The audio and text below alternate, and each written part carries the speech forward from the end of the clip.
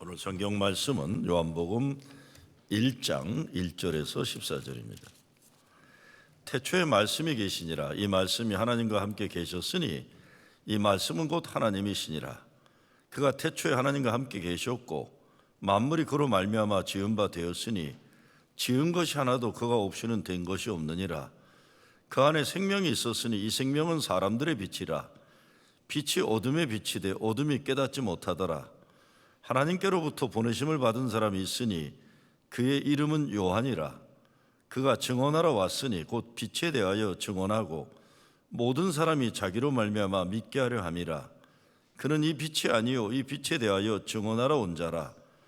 참빛 곧 세상에 와서 각 사람에게 비추는 빛이 있었나니 그가 세상에 계셨으며 세상은 그로 말미암아 지은 바 되었으되 세상이 그를 알지 못하였고 자기 땅에 오매 자기 백성이 영접하지 아니하였으나 영접하는 자 곧 그 이름을 믿는 자들에게는 하나님의 자녀가 되는 권세를 주었으니 이는 혈통으로나 육종으로나 사람의 뜻으로 나지 아니하고 오직 하나님께로부터 난 자들이니라.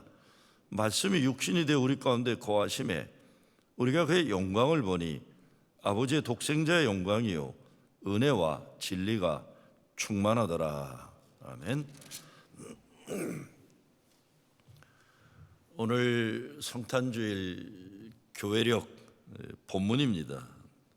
여기 오늘 요한복음 보면 가브리엘 천사가 마리아를 찾아오는 그런 얘기가 없어요. 동방박사나 목자들이 베들레헴 마구간에서 아기 예수 찾아가 경배하는 이 성탄절 성극에 나오는 이런 아름다운 그림이 없습니다. 그런 게 없습니다. 아기 예수 탄생 역사의 시작이 아니라 창세기 천지창조와 같은 우주적인 새 역사의 도래의 시작을 선포합니다.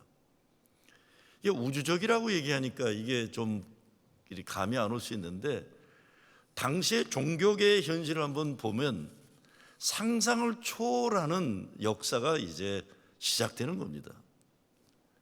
창세기는 태초에 하나님이 천지를 창조하시니라고 했어요. 근데 오늘 요한복음 말씀에서는 태초에 말씀이 계시니라. 이 말씀이 하나님과 함께 계셨으니 이 말씀은 곧 하나님이시니라고 하는 겁니다. 그런데 그 하나님이 14절에 보면 말씀이 육신이 되어 우리 가운데 거하심에 우리가 그의 영광을 보니 아버지의 독생자의 영광이요 은혜와 진리가 충만하더라. 이렇게 됩니다. 여기 이 땅에 살아가는 저와 여러분 삶 속의 중심에 오시고 거하시는 하나님 예수 그리스도를 말씀합니다. 마태, 마가, 누가복음에서 하나님이 함께 하신다는 걸 임마누엘이라고 그랬어요. 임마누엘의 역사입니다. 그런데 요한복음에서는 이것을 말씀이 육신이 되어 우리 가운데 거하심의 인카네이션, 성육신의 하나님을 말합니다. 마태복음에서는 아들을 낳으리니 이름을 예수라 하라. 이는 자기 백성을 그들의 죄에서 구원할 자심이라 했는데 요한복음에서는 이 우주를 움직이는 합리적인 이성, 진리, 말씀, 로고스 이 하나님이 육신인데 육신이란 말이 영어로 플래시라고 되어 있지만 헬라어로 사르크스라고 되어 있어요. 아주 육신, 육체적인 거. 비계덩어리. 이 고깃덩어리에 되셨다는 겁니다. 저와 여러분과 같은 이런 몸을 가진 인간 가운데 들어오셨다는 것. 어마어마한 선언입니다. 육신의 헬라어 사르크스, 플래시, 고깃덩어리.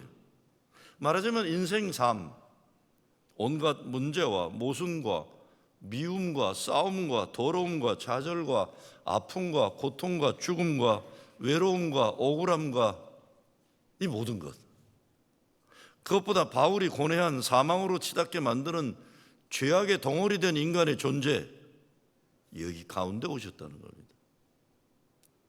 요한복음에 하나님이 세상에 오신 메시지는 하늘을 움직이는 모든 진리인 그 말씀 로고스가 땅에서 바둥거리고 허둑거리고 죄의 종노릇하며 살아가는 못나고 못된 인간 육체가 되셨다는 엄청난 선언입니다. 왜 하나님이 그래 하셨을까요? 저와 여러분 같은 육체를 가진 인간을 구원하기 위해서입니다. 죽음으로 달려가는 죄인들을 살리기 위해서입니다. 살리시니까 어떻게 됩니까? 하나님의 영광을 보는 거예요. 14절 말씀처럼 영광과 은혜와 진리가 충만하게 되는 겁니다. 창세기 1장이 쓰여진 때로 성서학자들은 기원전 1000년에서 900년으로 보면서 전통적으로 모세가 출애굽하면서 썼다고 봐요. 모세는 노예 백성으로 400여 년을 살아갔던 히브리 백성이 광야 40년을 거쳐 가나안 약속의 땅으로 들어가도록 이끌어내는 사명을 가졌습니다. 모세가 노예 생활을 400년 동안 했던 그 민족, 이제 광야 40년을 지나 가나안 땅으로 가야 되는데 이 대역사를 앞두고 아무도 상상도 못하는, 감을 잡지 못하는 민족의 미래 앞에서 히브리 백성에게 외친 가장 중요한 메시지가 뭐였을까요? 저는 바로 태초에 하나님이 천지를 창조하시니라, 이 선언이었다고 생각합니다.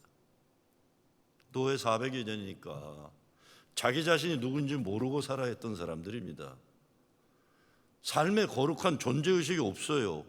그러니까 존재의식이 없으니까 사명도 없고 의로운 삶에 대한 목마름도 없어요. 히브리인들이에요. 히브리란 말은 핫비루란 말에서 나옵니다. 핫비루는 노예들이고 떠돌이 인생들이고 미래가 없는 사람들이고 자기 나라에 살 수가 없어서 강대국의 빌부터 빌어먹으러 온 사람들을 얘기해요. 뿌리 뽑힌 자들이에요. 난민들이에요. 이 모든 사람들을 묶어서 핫비루라고 부르는 겁니다. 어떤 민족의 혈통이 아니에요. 계층이에요. 근데 이들이 이제는 하나님 약속 믿고 하나님 예배의 백성으로 선택받은 민족으로 새롭게 되었다는 겁니다. 근데 그러한 거룩한 존재로서의 부름받음과 광야를 맴돌아 살아야 되는 자신들의 현실에는 이 모순과 큰 괴리가 있는 거예요. 안 맞아요. 거룩한 택한 백성이라고 그러는데 매일매일의 삶은 지독히 고생스러운, 망신스러운 인생이에요. 그런 현실에서 오죽하면 차라리 노예 시절이 좋았다고 그렇게 불평할 정도로 현실이 어려워요. 그런데 그런 현실에서 태초에 하나님이 천지를 창조하시니라 선언하는 거예요. 그 하나님이 태초부터 뜻하시고 계획하신 역사가 있는데 바로 당신들이 그 새로운 역사의 주인공이다. 바로 핫비루 같은 인생을 살았지만 하나님이 택한 백성, 당신들이 선택된 백성이라고 선언하는 것입니다. 요한복음은요, 마태, 마가, 누가보다 늦게 쓰여졌습니다. 요한은 다른 제자들 다 죽은 다음에 살아남았던 사람이에요. 근데 이제 자기도 늙어서 세상을 떠나야 하는데 후손들에게 남겨야 할 말 한마디, 성령의 감동을 받고 이거다라고 외친 말씀이 태초에 말씀이 계시니라, 요한복음 1장 1절입니다. 말씀이란 헬라어 로고스예요. 로고스란 단어는 그리스 헬라 철학에서 천하 우주 만물이 움직이는 진리를, 합리적인 이성을 의미합니다. 이 진리에 가장 가까운 한자가 도예요. 도. 영어로 보면 the way. 그러니까 태초에 길이 있었다. 태초에 도가 있었다. 그 길이란 모든 인간이 가야 하는 진리의 길, 생명의 길을 얘기합니다. 그렇다면 요한복음을 읽으면서 초대교회 교인들이 찾은 그 길은 무엇이었을까요? 예수님입니다. 그러니까 예수 믿다가 핍박당하고 순교당하는 고난의 현실을 살아내야 했던 초대교회 교인들은 요한복음을 읽으면서 예수가 그리스도 되시니 죽어도 살고 살면 영원히 죽지 않는다는 믿음으로 살고 죽은 겁니다. 로마 네로 황제와 같은 폭군들에 의해서 사자의 밥이 되고 화형에 처하게 되는 순교의 역사 현실을 살아야 되지만 우린 예수 믿기 때문에 그 로고스가 있다는 믿음 가지는 것, 예수 안에 참된 길, 영원한 길이 있다는 것을 확인하고 십자가 구원의 약속을 믿고 살고 죽을 수 있었던 것입니다. 태초에 말씀이 계시니라. 지금 내가 당하는 이 어려움, 이 아픔, 어두움, 고난과 고통이 분명하게 눈에 보이고 손에 잡히는 현실입니다. 그런데 그거 이전에 말씀이 계셨다는 거예요. 그 말씀이 세상을 움직이는 역사하고 원칙이다. 그 원칙이 뭡니까? 예수 믿으면 구원받고 영원히 죽지 않는다. 죽어서도 영원히 산다. 지금 우리가 당하는 고난과 죽음이 전부가 아니라 이 모든 것에 앞서 하나님 말씀이 우선되었다라는 겁니다. 태초에 말씀이 계시니라요. 우리 인생의 어떤 질문도 답을 얻으려면 모든 것 이전에 존재했던 그 오리지널 시작으로 돌아가야만 하는 겁니다. 예수님 탄생 이야기만 다른 것이 아니라 요한복음은 마지막 결론도 마태마가 누가하고 달라요. 마태마가 누가복음에서는 예수님이 부활하시고 하늘로 승천하세요. 그런데 요한복음은요, 하나님이 땅으로 내려오셔서 사람이 되셨고 사람 속에서 구원 위에 사셨고 십자가 죽음 이후 부활하셔서도 어떻게 합니까? 제자들한테 나타나셔서 밥 먹었니? 밥 먹자. 밥 차려주세요. 그게 끝이에요. 그러니까 말씀이 세상 속으로 들어와 사람들의 삶이 되셨다는 걸 증거하는 겁니다. 그 말씀이 지금 저와 여러분이 사는 삶 속에서 이루어지는 하나님 나라의 현존이어야 되는 겁니다. 신앙은 삶입니다. 그래서 특별히 요한복음에서는요, 우리가 하나님을 아버지라고 말하는 것은 하나님이 우리를 우리보다 더 잘 아신다는 것이고 우리보다 우리를 더 사랑하신다는 것을 말하는 겁니다. 우리가 세상에 존재하기 이전에부터 하나님이 우리를 만드셨고 아셨고 계획하셨고 사랑하셨다는 거죠. 그렇기 때문에 우리의 눈에 보이는 것으로 손에 잡히는 것으로 우리가 경험되는 것으로 우리 자신의 현재와 미래를 단정하면 안 된다는 겁니다. 모든 것 이전에 존재하는 하나님의 뜻이 있다는 것입니다. 그런데 로고스를 찾으면 우리 삶이 어떻게 변합니까? 우리 인생의 주어가 내가 아니라 그리스도 예수가 되는 겁니다. 그래서 우리의 기도가 주의 뜻을 이루옵소서 기도가 드려질 수 있는 거예요. 1955년에서 66년까지 뉴욕 양키스의 세컨드 베이스맨을 지냈던 바비 리처슨이라는 분이 쓴 기도가 있어요. 많은 사람들이 인용하죠. Dear God, Your will, nothing more, nothing less, nothing else. 아멘. 하나님, 도도 아니고 돌도 아니고 다른 것 아닌 오직 하나님의 뜻만. 아멘. 제가 오랫동안 이분이 살아계신지 세상 떠나셨는지 궁금했던 미국 목사님이 하면 여러분도 아마 가끔 그런 데 있을 거예요. 그 사람 살아있을까 하는데 저도 그런 분이 한 분 계셨어요. 근데 지난 주간에 내가 페이스북에 그분이 쓰셨다는 글을 올린 거예요. 그러니까 살아있는 거예요. 그래서 페이스북에 들어가서 워렌 레이텀을 쳤더니 살아있어요. 그래서 제가 메시지를 보냈습니다. Dear Dr. Warren, Dr. Latham, 당신을 내가 25년 전에 만났는데 당신에게 큰 가르침을 받았고 이제라도 늦었지만 고맙다는 말을 하고 싶다 그랬어요. 메시지를 보냈어요. 금방 I remember you fondly 뭐 이런 것도 연락이 왔어요. 애틀랜타 북쪽 서부부에 알파레타라는 동네가 있는데 미국의 최고 살기 좋은 10대 도시 중에 하나로 뽑혔던 그런 동네입니다. 거기에 마운트 피스가 유나이티드 메시디스트 처치, 그러니까 한국말로 보가모 감리교회가 있어요. 그 교회를 부흥시켜낸 목사님이 워렌 레이텀이에요. 그분이 목회할 때 교인이 한 6천 명에 이르렀던 거예요. 그냥 교회만 큰 게 아니에요. 거기 마운트 피스가 하이스쿨이 있는데 10명의 교인이 100만 불씩 내가서 1000만 불 학교 시작한 거예요. 그냥 보통 교인들이 모이는 것도 아니에요. 근데 20여 년 전에 그 교회가 3,000명이 들어가는 큰 예배당을 건축했어요. 얼마나 멋있는지 몰라요. 바로 제가 그 목사님을 멘토처럼 가까웠기 때문에 자주 들렸는데 아니 그냥 건축이 끝나자마자 소식이 들려와요. 워렌 레이텀이 나이가 60이 되면서 마운트 피스가 교회를 그만두고 베네수엘라에 평신도 전도학교를 담당하는 선교사로 간다. 제가 마운트 피스카 교회를 갔어요. Warren, are you crazy? 당신 미쳤냐?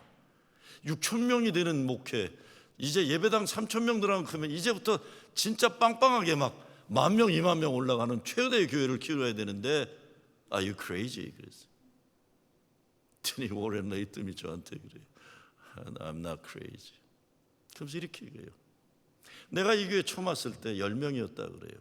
그분이 몸이 굉장히 비대한 분입니다. 근데 그분이 그 교회 오기 전에 감리사가 와서 그러더래요. 워렌, 너는 이 감리교회 문화에 안 맞으니까 굉장히 복음적이고 보수적인 분이에요. 너는 좀 침례교회나 좀 딴 데 가야 될 것 같다 그랬더니 감독도 그렇게 생각했더니 감독이 얘기한 거라. 그래서 한 번만 기회 달라고 그랬대. 한 번만 기회 달라고 그래서 보낸 게 10명 있던 그 교회를 보낸 거예요. 자기는 매일 무릎 꿇고 기도해요. 하나님, 아무도 나를 제대로 된 목사가 될 거로 기대해 주지 않습니다. 하나님, 한 번만 저에게 기회를 주시옵소서.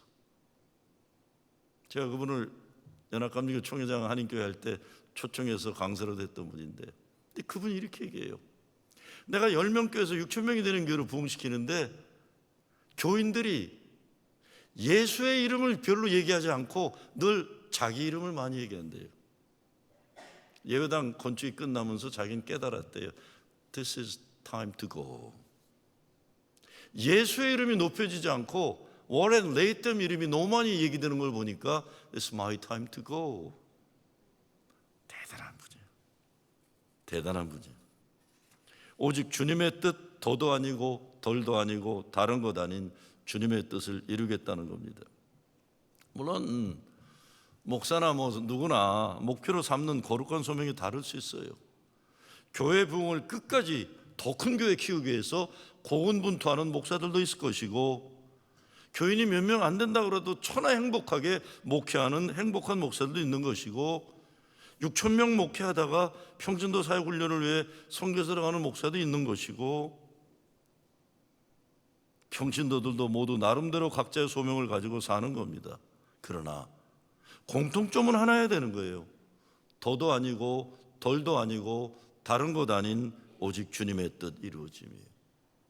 이런 거룩한 삶의 목표가 가능한 것은 아기 예수가 이 세상에 오셨기 때문입니다. 말 타고 오지 않고 로마 군인처럼 나귀 타고 오셨어요. 하나님의 말씀 로고스가 땅의 육체 사르크스가 되어 우리 가운데 거하시기 때문입니다. 내 인생의 주인이 내가 아니라 이제는 예수 그리스도이신 겁니다. 우리가 인생 사는데 많은 경우는 내가 주인이 되어 살아요. 내가 계획하고 내가 뜻하고 내가 실천하고 이루고 조금씩 정도의 차는 있어도 그렇게 살아가는 것입니다. 그런데 우리가 살면서 내가 내 인생의 주인이 절대 아니라는 걸 깨닫게 될 때가 있습니다. 어떤 경우에는 삶 속에서 조금씩 깨달아질 수도 있어요. 근데 많은 경우에는 인생 벼랑길에서 떨어져 보던가 막 달려가다가 돌벼락에 그냥 꽝 부딪혀 갖고 대가리 깨지고 몸이 부서지고 땅바닥에 주저앉게 되면서 내가 내 인생의 주인이 아니구나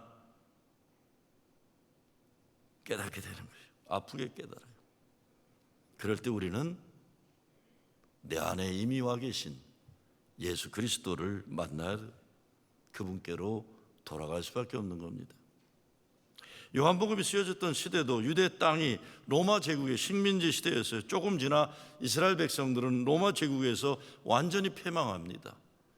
자기 땅에 살 수 없어서 2000년 디아스포라 민족의 대이동의 역사를 살아요. 2000년간 나라 없이 살아요. 그렇다면 성경 말씀은 누구에게 무슨 말씀을 하고자 하는 걸까요?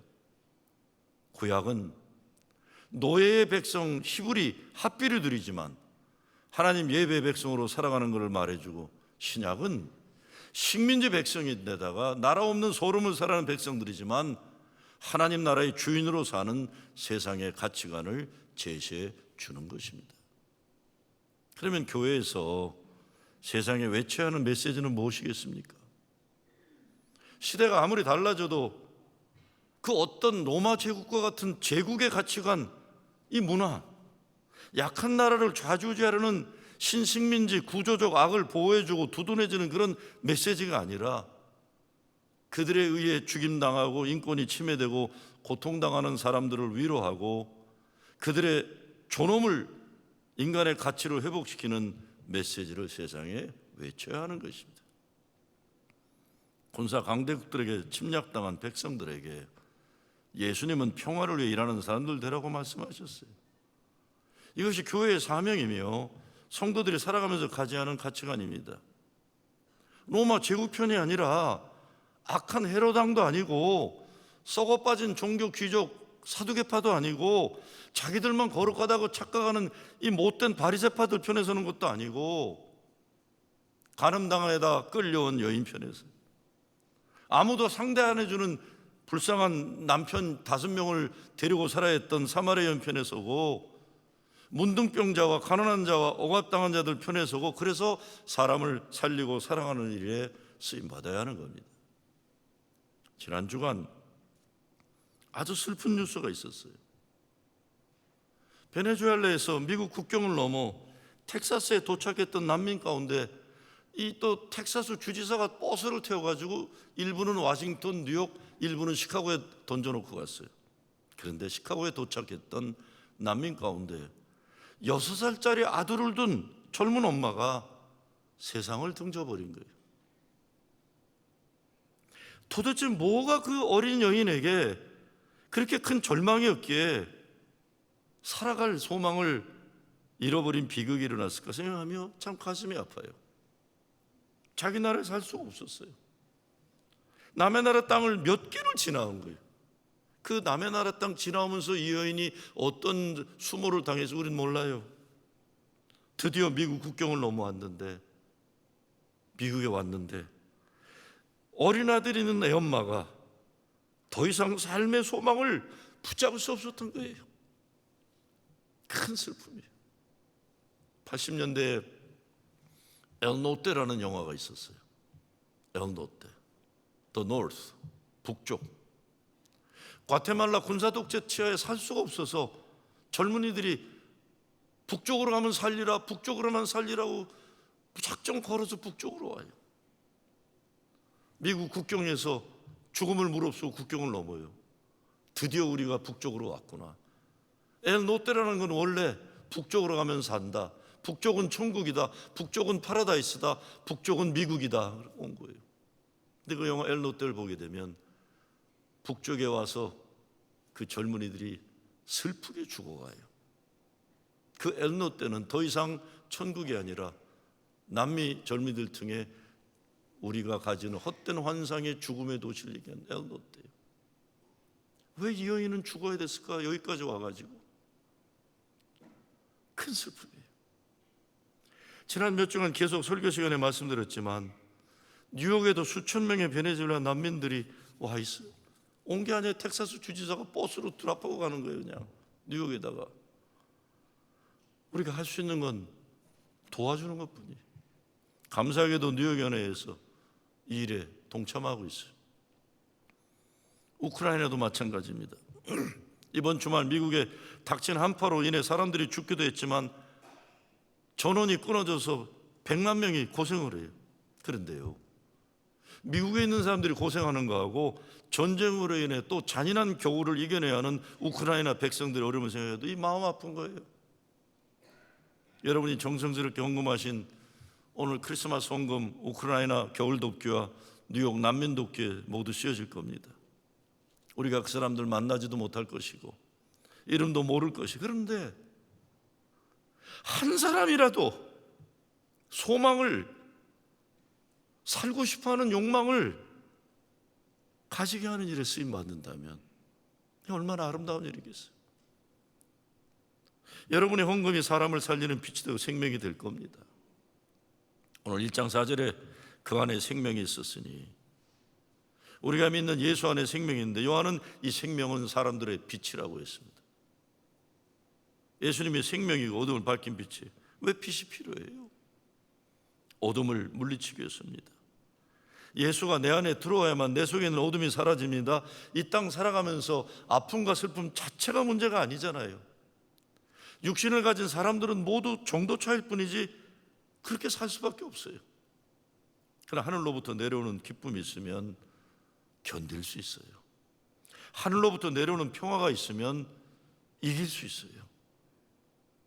말씀이 없는 세상은 어둠의 세상인데 예수님은 이 어둠을 밝히는 빛으로 오셨습니다. 우리는 살면서 우리의 삶이 어둠 속에서 혼돈과 공허와 흑암의 영향력에 사로잡게 만드는 많은 경험을 하고 살아갑니다. 이것이 살아오면서 경험하는 아픔들, 상처들, 실패의 열매들, 트라우마예요. 따로 이런 것들의 영향력이 너무 커요.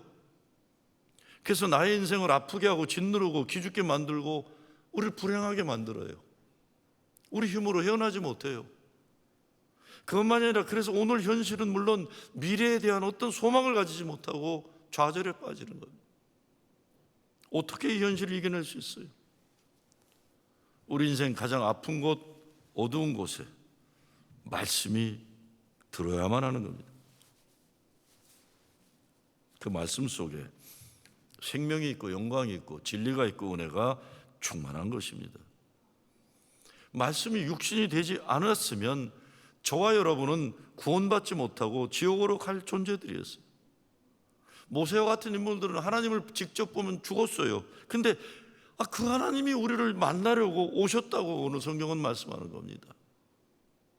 그것도 육신으로, 거룩한 몸으로 오는 게 아니에요. 육신으로 오신. 그 육신을 가지고 오신 하나님인 예수님이, 그래서 세상 사람들이 손가락질하는 죄인들, 천한 사람들, 그들과 어울려 식사하고 더럽다고 손가락질하는 사람들, 나병 환자들을 찾아와 만나주시고 끌어안아 주신 것입니다. 왜 하나님이 이러셔야 합니까? 사랑하시기 때문에. 성경의 핵심은 하나님 인간을 사랑하셨다는 겁니다. 왜 사랑하셨어요? 멸망할 자들, 죽음을 향해 달려가는 인간들이 불쌍하기 때문에 긍휼히 여기셔서 살리시고자 오셔서 사랑하시는 거예요. 사도신경을 십자가에 못 박고 죽으시고 장사한 지 사흘 만에 죽은 자 가운데 다시 살아나시며 된 거가 영어로 보면 이렇게 돼 있어요. Was crucified, dead and buried. He descended into hell. 그랬어요. 영어에는 하나가 더 들어가 있어요. 지옥에까지 주님이 내려갔다. 지옥에까지 주님이 내려가셨다가 사흘 만에 죽은 자 가운데서 다시 살아나시며라고 된 겁니다. 지옥에 내려가셨다라는 부분에 여러 해석들이 가능하지만 저는 예수님이 우리 인간이 내려갈 가장 바닥, 죽음 바닥, 지옥의 현실까지 내려가셨다는 거예요. 여러분, 우리가 살면서 우리 나름대로 지옥이 있잖아요. 이 지옥. 여러분도 지옥을 경험하셨을 거예요. 지금 지옥을 사는 분들도 계실 거예요. 근데 그 지옥에 나만 있는 게 아니라는 거예요. 그 지옥에 예수님이 거기까지 내려와 계시다가 죽은 자 가운데 살아나시며 나를 다시 끌어서 올려주시는 거예요. 정말 그렇습니다. 사람이 지옥 같은 바닥까지 내려가 봐야 하나님 말씀이 얼마나 귀한지, 주님의 사랑이 얼마나 귀한지 이거 비로소 깨달아요. 이 말씀 지지고 볶고 싸우고 미워하다가 정신 차리고 용서하고 화해하고 사랑하는 기쁨과 행복 나가서 하나님 축복을 깨닫고 체험하게 되는 진리가 여기에 있는 거예요. 이게 지옥에 나 혼자 있는 게 아니구나. 지옥에 나 혼자 있는 게 아니구나. 오늘 아침에 카드를 한 장 받았어요. 90 넘으신 목사님이 쓰신 거예요. 크리스마스 메시지를 이렇게 하다가 맨 끝에 이렇게 썼어요. 고향 떠나 70년 떠돌이로 살아간 내 인생입니다. 김 목사님. 평양의 길. 그분은 항상 제가 평양이라고 생각하시기 때문에 본인의 장례식을 제가 치르기를 바라시는데, 아니 크리스마스 카드에다 그 얘기를 왜 드셨겠어요? 70년 고향 떠나 살아온 삶이 너무 힘들으셨던 거예요. 70년 고향 떠나 살아오며 살아온 나의 삶입니다, 김 목사님. 근데 그 속에 말씀이 육신이 되신 속육신 사건의 핵심은 하나님이 만드신 창조의 세상이 거룩하다는 거예요. 아름답다는 거예요. 지옥이 천국이 될 수 있다는 겁니다. 제가 좋아하는 글이, 오래전 몇 년 전 돌아가셨지만 서강대 영문학과 교수였던 장영희 교수 글을 제가 좋아해요. 이분이 소아마비잖아요. 장애를 가지고 있어요. 그런데 육신의 장애나 삶의 어려움을 그대로 받아들이기를 거부하는 분이세요. 서강대 앞에 여학생들이 좋아하는 좋은 선물집이나 옷가게가 있으면 자기가 밖에서 이렇게 쳐다보면 종업원이 나와서 가라 그러는데, 너 가라 그러는데, 거지 취급당하고. 왜? 몸이 좀 불편한 사람이니까. 근데 그 사람이 삶의 아픔과 어려움 속에서 아름다움을 찾아내는 탁월함이 있는 사람이에요. 그분의 글 가운데 이런 말이 있어요. 하나님은 다시 일어서는 법을 가르치기 위해 넘어뜨린다고 나는 믿는다. 또 이런 글이 있어요. 남보다 느리게 걷기에 더 많이 볼 수 있어 행복하다, 이렇게 써요. 남보다 느리게 걷죠. 왜? 다리가 안 움직이니까 하나가. 그런데 더 많이 볼 수 행복하다. 내 힘들다는 말을 거꾸로 하면 다들 힘내가 된다. 다들 힘내.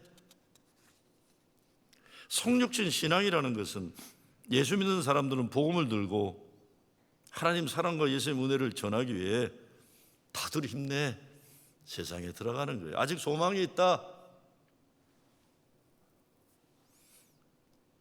지금부터 35년 전 고 박순종 목사님 생전에 계실 때 뉴욕 브랑스에 있는 베델교회 집회를 인도하러 간 적이 있어요. 전화를 하셨어요. 그때 제가 31살 때인데, 김종호 목사, 네 목사님, 너 우리 교회 부흥회 와라. 예? 제가요?